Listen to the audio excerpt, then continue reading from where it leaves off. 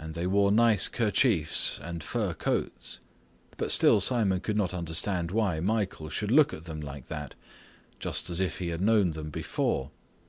He was puzzled, but went on talking with the woman and arranging the price. Having fixed it, he prepared the measure. The woman lifted the lame girl onto her lap and said, "Take 2 measures from this little girl. Make 1 shoe for the lame foot and 3 for the sound one. They both have the same size feet. They're twins." Simon took the measure and, speaking of the lame girl, said, "How did it happen to her? She's such a pretty girl. Was she born so?" "No, her mother crushed her leg." Then Matryona joined in. She wondered who this woman was, and whose the children were. So she said, "Are you not their mother, then?" "No, my good woman, I am neither their mother nor any relation to them. They were quite strangers to me, but I adopted them." "They are not your children, and yet you are so fond of them?" "How can I help being fond of them? I fed them both at my own breasts. I had a child of my own, but God took him. I was not so fond of him as I now am of them." "Then whose children are they?" 9. The woman, having begun talking, told them the whole story. "It is about 6 years since their parents died, both in 1 week. Their father was buried on the Tuesday, and their mother died on the Friday. These orphans were born 3 days after their father's death, and their mother did not live another day. My husband and I were then living as peasants in the village.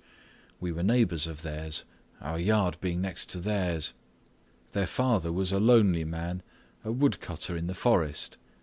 When felling trees one day, they let one fall on him. It fell across his body and crushed his bowels out. They hardly got him home before his soul went to God. And that same week his wife gave birth to twins, these little girls. She was poor and alone. She had no one, young or old, with her. Alone she gave them birth, and alone she met her death.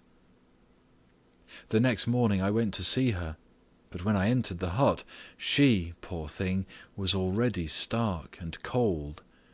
In dying, she had rolled on to this child and crushed her leg. The village folk came to the hut, washed the body, laid her out, made a coffin and buried her. They were good folk. The babies were left alone. What was to be done with them? I was the only woman there who had a baby at the time. I was nursing my firstborn, 8 weeks old, so I took them for a time. The peasants came together and thought what to do with them, and at last they said to me, "For the present, Mary, you had better keep the girls, and later on we will arrange what to do for them." So I nursed the sound one at my breast, but at first I did not feed this crippled one. I did not suppose she would live. But then I thought to myself, why should the poor innocent suffer? I pitied her and began to feed her. And so I fed my own boy and these 2, the 3 of them, at my own breast. I was young and strong and had good food, and God gave me so much milk that at times it even overflowed. I used sometimes to feed 2 at a time, while the 3rd was waiting. When one had enough, I nursed the 3rd, and God so ordered it that these grew up, while my own was buried before he was 2 years old. And I had no more children, though we prospered. Now my husband is working for the corn merchant at the mill. The pay is good, and we are well off.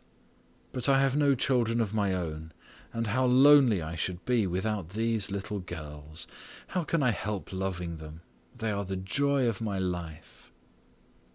She pressed the lame little girl to her with one hand, while with the other she wiped the tears from her cheeks. And Matryona sighed and said, "The proverb is true that says, 'One may live without father or mother, but one cannot live without God.' So they talked together, when suddenly the whole hut was lighted up, as though by summer lightning, from the corner where Michael sat. They all looked towards him, and saw him sitting, his hands folded on his knees, gazing up and smiling. 10. The woman went away with the girls. Michael rose from the bench, put down his work, and took off his apron. Then, bowing low to Simon and his wife, he said, "Farewell, masters. God has forgiven me. I ask your forgiveness too for anything done amiss." And they saw that a light shone from Michael. And Simon rose, bowed down to Michael, and said, "I see, Michael, that you are no common man, and I can neither keep you nor question you. Only tell me this, how is it that when I found you and brought you home, you were gloomy, and when my wife gave you food, you smiled at her and became brighter? Then when the gentleman came to order the boots, you smiled again and became brighter still. And now, when this woman brought the little girls, you smiled a third time, and have become as bright as day. Tell me, Michael, why does your face shine so, and why did you smile those 3 times? And Michael answered, "Light shines from me because I have been punished, but now God has pardoned me. And I smiled 3 times because God sent me to learn 3 truths, and I have learnt them. One I learnt when your wife pitied me, and that is why I smiled the first time. The second I learnt when the rich man ordered the boots, and then I smiled again. And now, when I saw those little girls, I learned the third and last truth, and I smiled the third time." And Simon said, "Tell me, Michael, what did God punish you for? And what were the 3 truths? That I too may know them."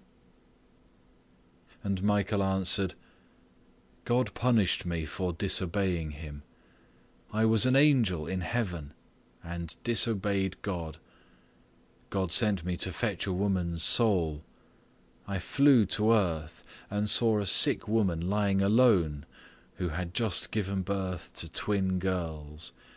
They moved feebly at their mother's side, but she could not lift them to her breast. When she saw me, she understood that God had sent me for her soul, and she wept and said, 'Angel of God, my husband has just been buried, killed by a fallen tree.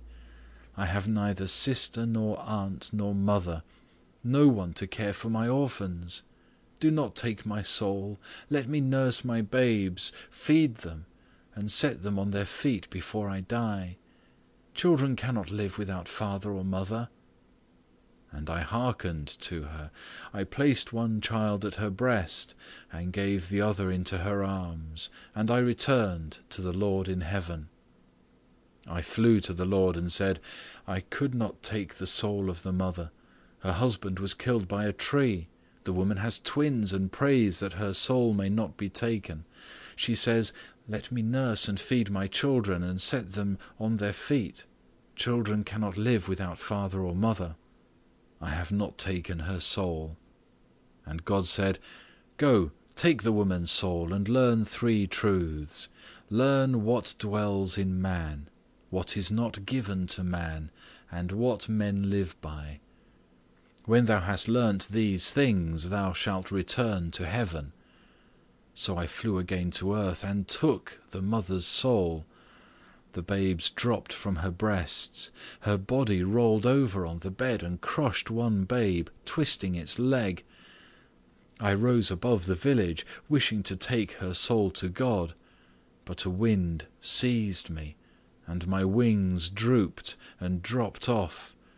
Her soul rose alone to God, while I fell to earth by the roadside."